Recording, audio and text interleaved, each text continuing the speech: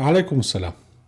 أهلا بكم في هذه الحلقة 169 من لحظات قرآنية، ويعني نعرج فيها إلى خرافة الشيعة فيما يخص آل البيت.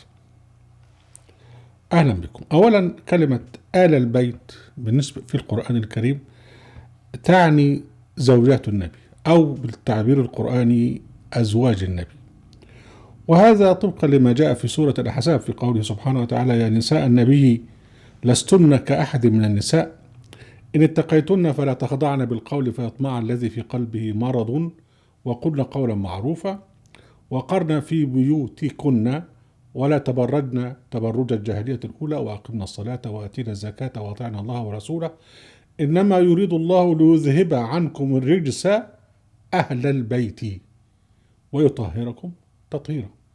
إذا هنا بقى أزواج النبي هن أهل البيت، وهذا تشريع خاص لا يسري إلا عليهن في حياتهن.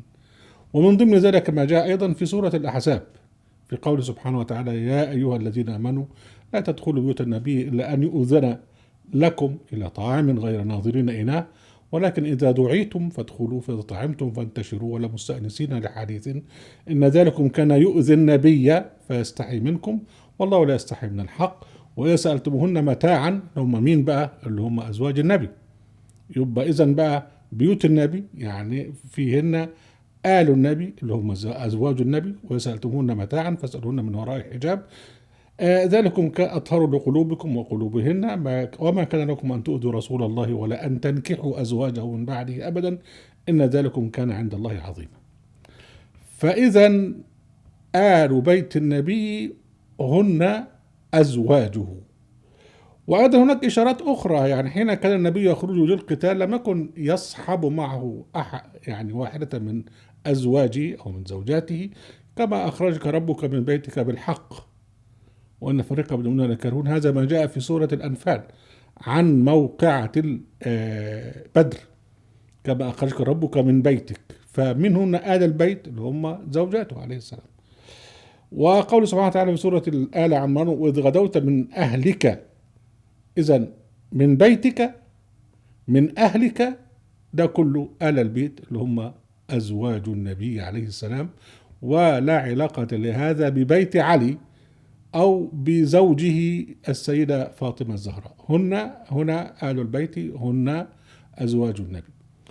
وأيضا نفس الحكاية حين جاءت الملائكة مجسدة في أشكال بشرية إلى إبراهيم عليه السلام تبشره بإسحاق ومن وراء إسحاق يعقوب، يقول سبحانه وتعالى: وقد يعني اندهشت زوجة إبراهيم عليه السلام قالت: يا ولتى أألد وأنا عجوز وهذا بعلي شيخا إن هذا لشيء عجيب. قالوا الملائكة يعني: أتعجبين من أمر الله رحمة الله وبركاته عليكم أهل البيت إنه حميد مجيد.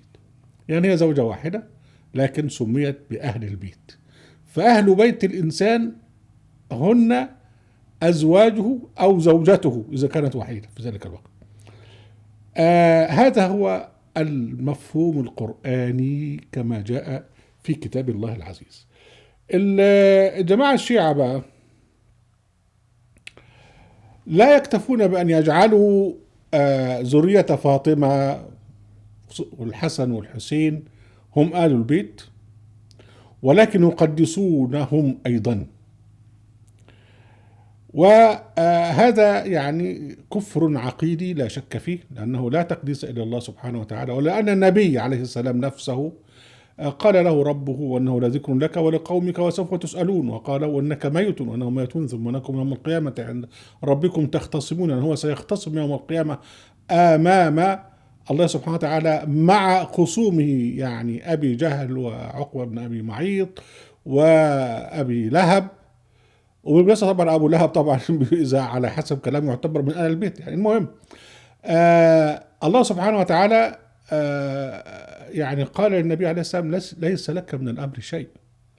يعني إذا كان هو عليه السلام في حياته لم يكن له من الأمر شيء، فكيف يكون لرأس الحسين في القاهرة شيء من الأمر؟